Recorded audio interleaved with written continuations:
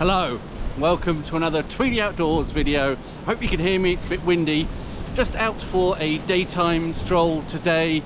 Did ponder a wild camp, but the weather forecast for most of southeast England at least was pretty atrocious today. Sort of heavy rain and or strong gusts of wind.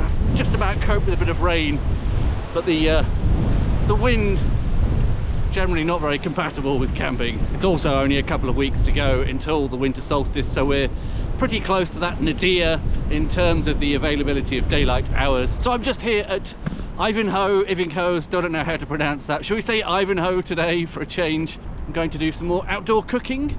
Thought I would try a bit of French cuisine for a change. I don't think I've covered anything French previously.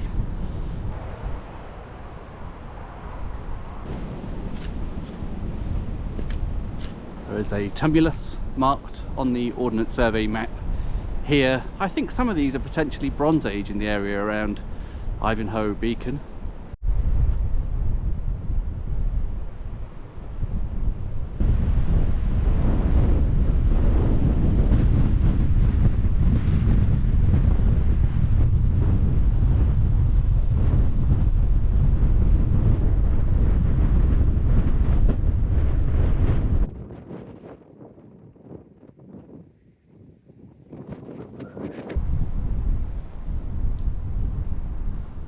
Sorry, I don't seem to have much to say on this first bit of the walk. I have done this a few times before.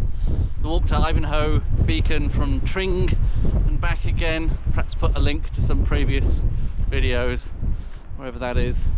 Probably could make a whole playlist of Ivinghoe Beacon videos. It's my nearest bit of what feels like proper countryside. It's something that has a feeling of remoteness, although it's really not that far from the M25 even. Only just outside. Has a feeling of antiquity as well. This is the starting point of the Ridgeway National Trail and the Icknield Way heading in the other direction. So it's been quite possibly a waypoint on ancient routes for 5,000, 6,000 years.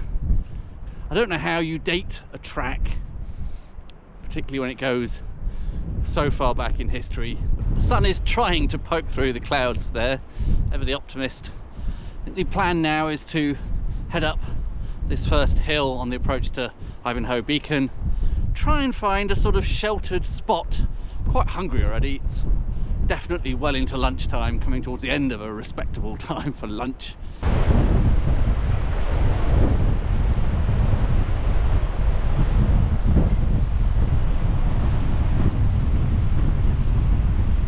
Probably can't hear me in this wind, but there's a lovely silvery light now from that sun. About 1:45. Feels later in the day than that somehow. The wind is proving to be a challenge. Really struggling to find a sheltered spot. I shouldn't be on top of a hill basically, should I? But I'll keep looking. Little bit sheltered in here. Might be good enough. I am going to have a go at French onion soup. Pretty simple French onion soup. I have a total of 3 onions, maybe too many. I'm going to use my trusty frying pan. I know it's a bit shallow, but it's only soup for 1, so it'll probably work. And then afterwards I can do those little sort of crouton things with some baguette, and I have some Emmental. We can gratin that on top. So first act of business, cut up these onions. Some fascinating footage of me chopping up some onions on top of Ivinghoe Beacon or thereabouts. I think this may actually form a separate hill here where I'm sitting currently, but it's close enough to Ivinghoe. Did I say Ivinghoe? Ivinghoe. You probably can't even hear me over the wind, can you?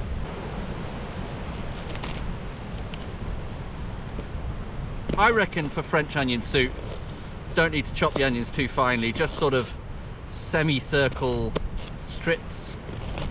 Not quite rings, but they're going to get pretty extensive cooking and they'll sort of disintegrate as part of that kind of thing. I won't bore you with filming all the rest. I think 2 onions might actually be enough. I'm not going to bother with a third one.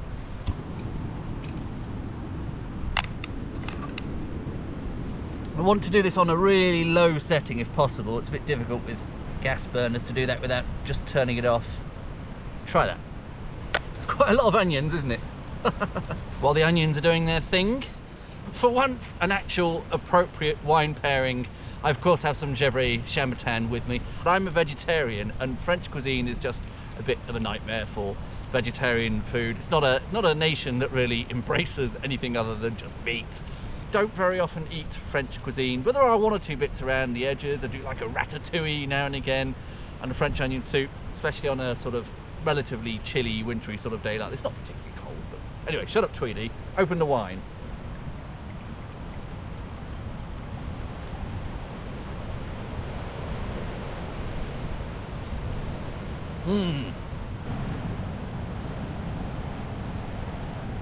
There's some onions frying. Shall I stir them around a bit? Really not a lot to this dish, is there? Do this, put in some stock, pretty much that's it. I should probably slice up some baguette to make myself useful while those onions are interminably sizzling away in the pan. I think it needs something like 20 minutes. A very extravagant use of gas. Terrible angle. Oh, who cares? This is a bushcraft knife, so this is usually used for batoning wood.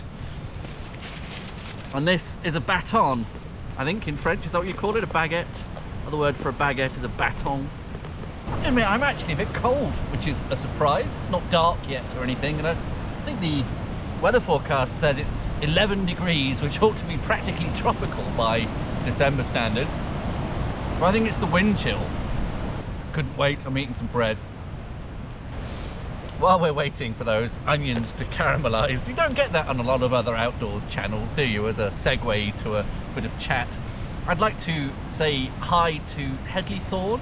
Thank you very much for the kind mention the other day on the Wessex Ways podcast. For any of those of you who don't already know it, Wessex Ways podcast is a sort of collaborative effort between Headley Thorn and Paul Whitewick, who you may be familiar with from his channel, where he goes around looking at things like railways and ancient monuments in broadly the sort of Wessex area as well. Headley Thorn does some spectacular drone footage and general sort of landscape photography and landscape filming. So they make a great pair, do a very interesting podcast where they discuss at length issues to do with Wessex and routes across Wessex, as the name suggests, Wessex Ways. I definitely recommend go and take a look at that if you're not already familiar. I think that's getting close to where it needs to be. The onions are sort of, some of them are sort of more caramelized than others, but don't really want to burn them, I don't think, for French onions. They should be kind of brown but not black.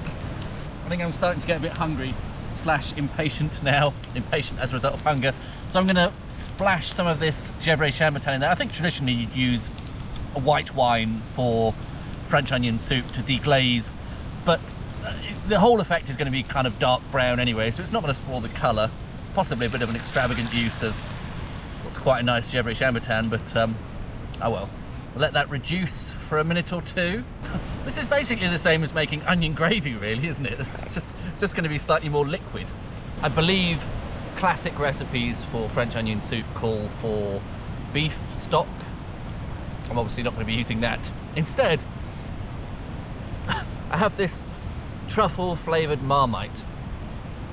I have to admit, I'm not really a huge fan of this compared to the regular Marmite, because as you might expect for something that doesn't cost 20 quid for a jar, I think it's probably only slightly more expensive than the regular Marmites. It's sort of £4, I can't remember what it was.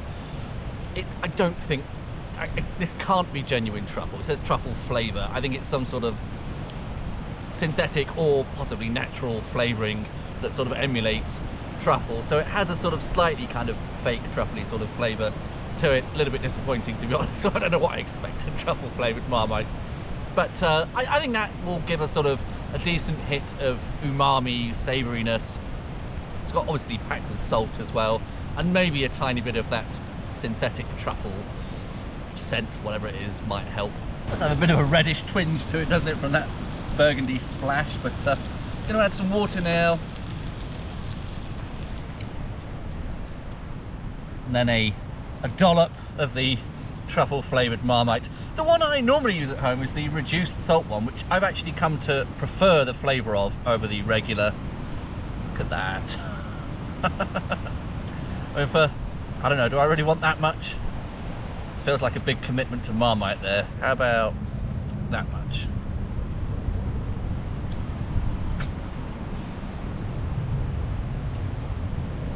Marmite's one of those divisive things, isn't it? It's a bit like Marmite. That is simmering away now. I suppose it's time for the next step. These croutons, for want of a better word. Go on there.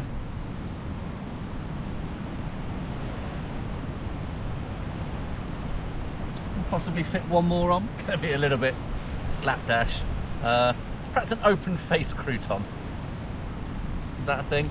This is some Emmental cheese. Sprinkle that on top of the things I'm calling croutons. Stick it all on. If at any point you were thinking you can't just eat a bowl of boiled onions, it's not going to be a very hearty dish, and hopefully this is now allaying those concerns. As always, you're probably wondering, you're not wondering, you've seen this all before, how am I going to melt the cheese on top? I mean, it probably would just about melt with the heat from underneath, but this guy has come back out, so I can give it a bit of a gratiné on top.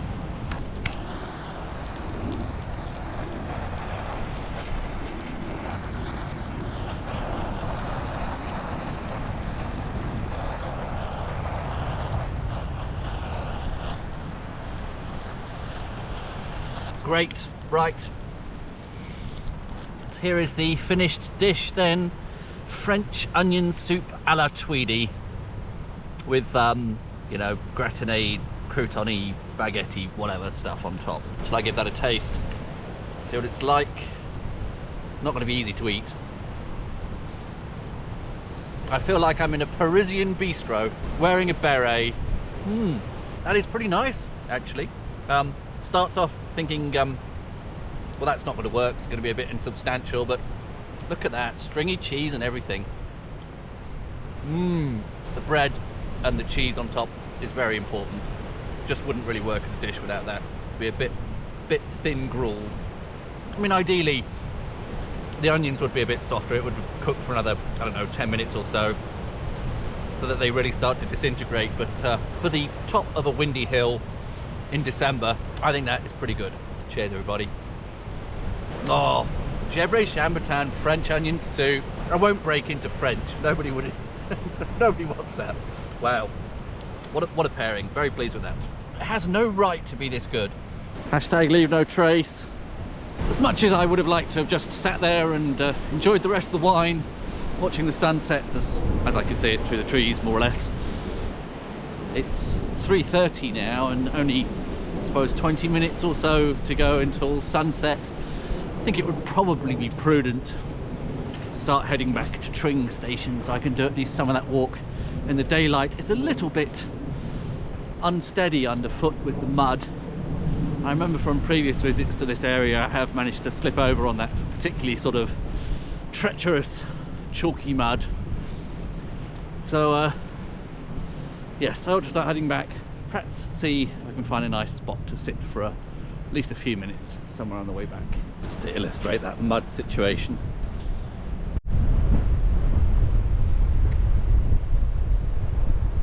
Nice sky over there. Probably can't hear me over the wind. My hand's shaking trying to hold the camera, it's pretty chilly. That bench would make a pretty nice spot to watch the sunset, but it is also cold and it's going to be dark soon, and I have a good hour and a bit's walk to do back to Tring.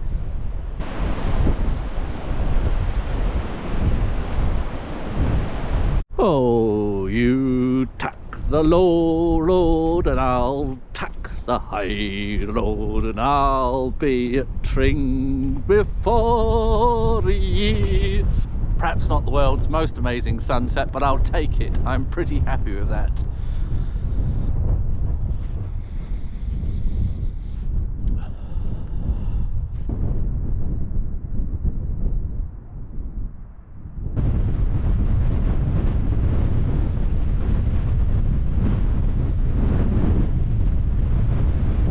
Really is icy. Just about to head into the woods now, so last chance to see these open skies. Just appreciate that view one last time. It's silvery grey rather than pinks and oranges, but still has its own kind of magic to it. I remember on the way here there was a lot of this sort of thing to negotiate on the path between Tring and here, and this is going to be much more difficult if it's dark, so good that I've got at least a bit of light left.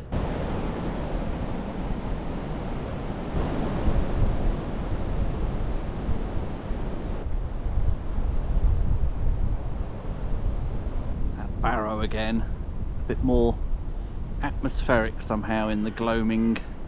Love being in the woods in the gloaming, this fading light. Wonderfully atmospheric.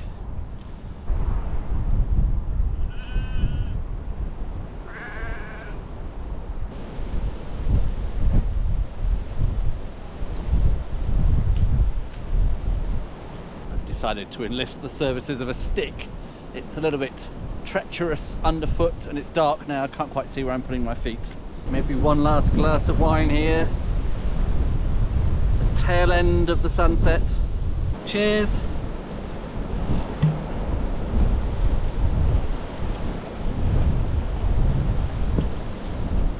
It's to Ivinghoe Beacon, however you pronounce it.